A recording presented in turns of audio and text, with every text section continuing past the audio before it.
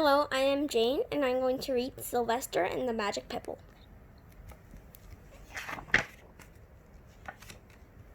Sylvester Duncan lived with his mother and father at Acorn Road in Oatsdale.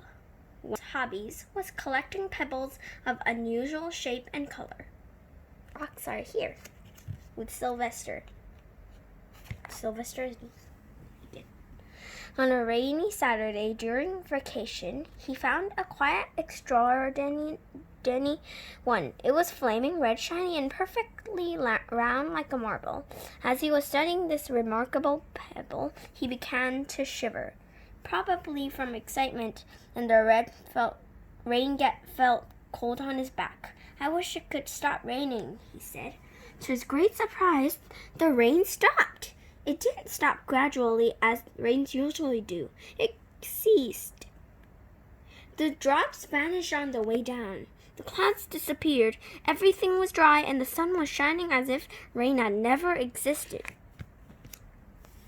In all his young life, Sylvester had never had a wish gratified so quickly. It struck him that magic must be at work, and he guessed that magic must be in the remarkable-looking red pebble, where indeed it was.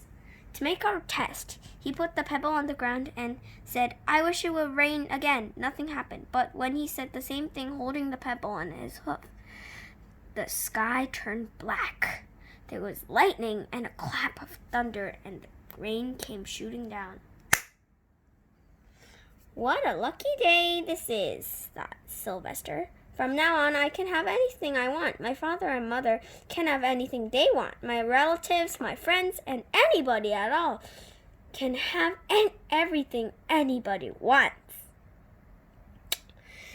He wished the sunshine back in the sky, and he wished the wart on his left hind fetlock would disappear. And it did, and he started home eager to amaze his father and mother with his magic pebble.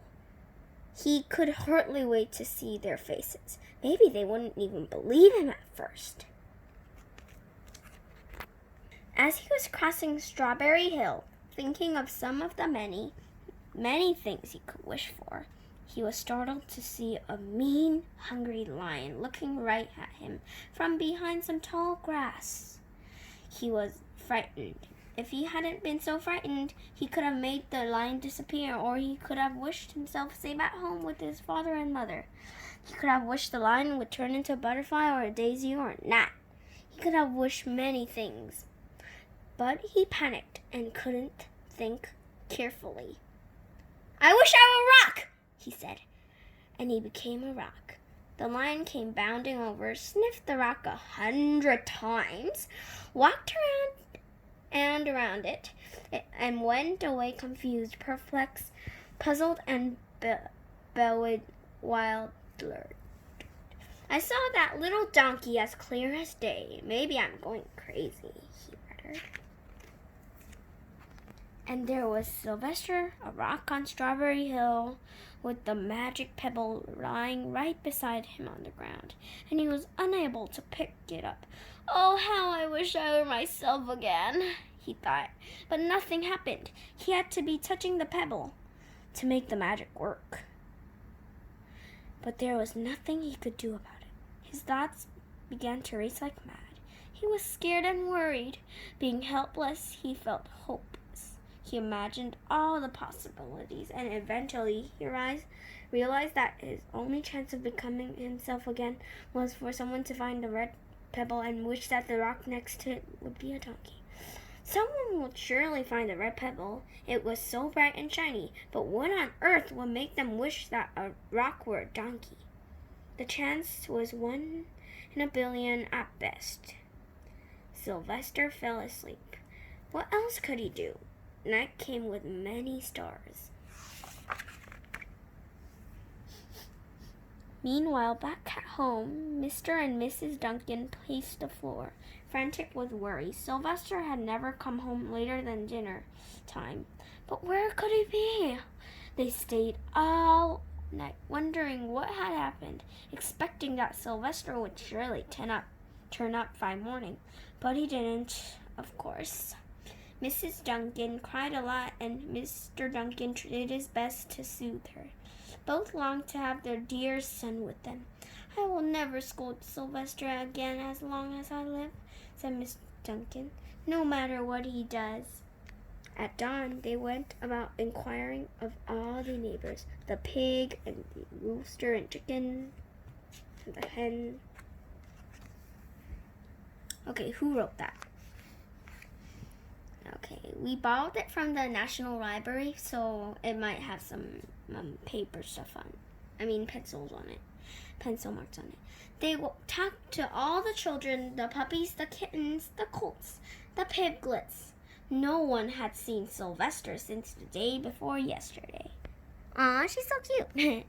They're all cute. They went to the police. The police could not find the child. All the dogs in Oatsdale went searching for him. They sniffed behind every rock and the tree and the blade of grass, into every nook and gully of the neighborhood and beyond, but found not a scent of him. They sniffed the rock on Strawberry Hill, but it smelled like a rock. It didn't smell like Sylvester, but it's actually Sylvester.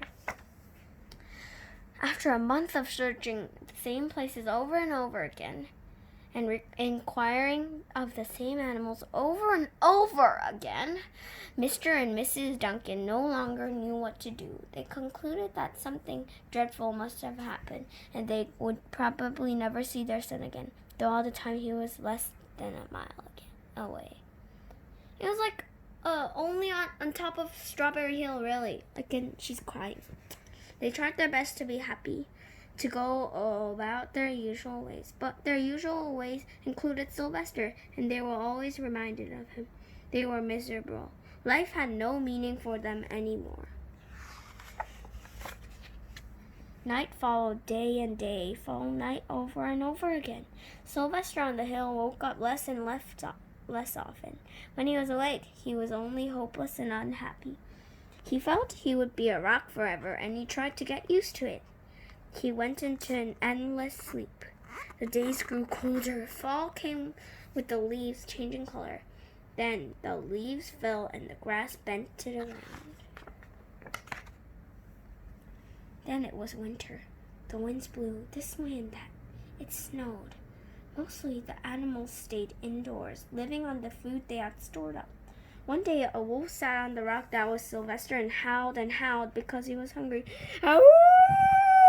Ow! This is noise and I can't sleep, and the wolf is too heavy. What is on top of me?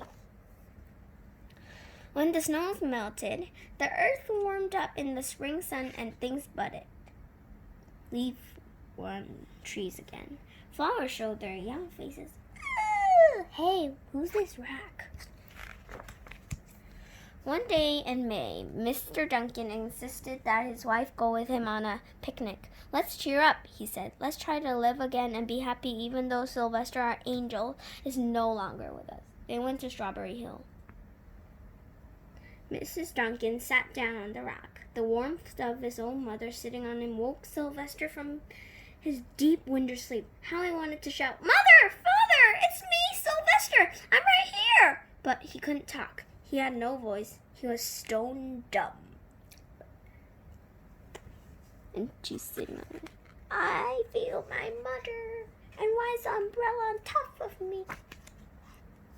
Mr. Duncan walked aimlessly about while Miss Duncan set out the picnic food on the rock. Alfalfa sandwiches, pickled oats, sassafras salad, Timothy compote. Suddenly, Mr. Duncan saw the red pebble. What a fantastic pebble, he exclaimed. Sylvester would have loved it for his collection. He put the pebble on the rock. They sat down to eat. Sylvester was now as wide awake as a donkey. That was a rock that could possibly be. Miss Duncan felt some mysterious excitement. You know, Father, she said suddenly, I have the strangest feeling that our dear Sylvester is still alive and not far away. I am! Sylvester wanted to shout, but he couldn't. If only he had realized that the pebble resting on his back was the magic pebble. What's resting? Back. Oh, how I wish he were here with us on this lovely May Day, said Mrs. Duncan. Mr. Duncan looked sadly on the ground. Don't you wish it too, Father? She said. She looked at her as if to say, how can you ask such a question? Mr. and Mrs. Duncan looked at each other with great sorrow. I wish I was myself again. I wish I were my real self again, thought Sylvester. And in less than an instant, he was. You can imagine the scene that followed: the embraces, the kisses, the questions, the answers, the 11 books, and the fond exclamations. When they had eventually calmed down a bit, they had gotten home, Miss Duncan put the pebble into an iron safe. Someday they might want to use it, but really for now, what more could they wish for? They all had all they wanted. The end.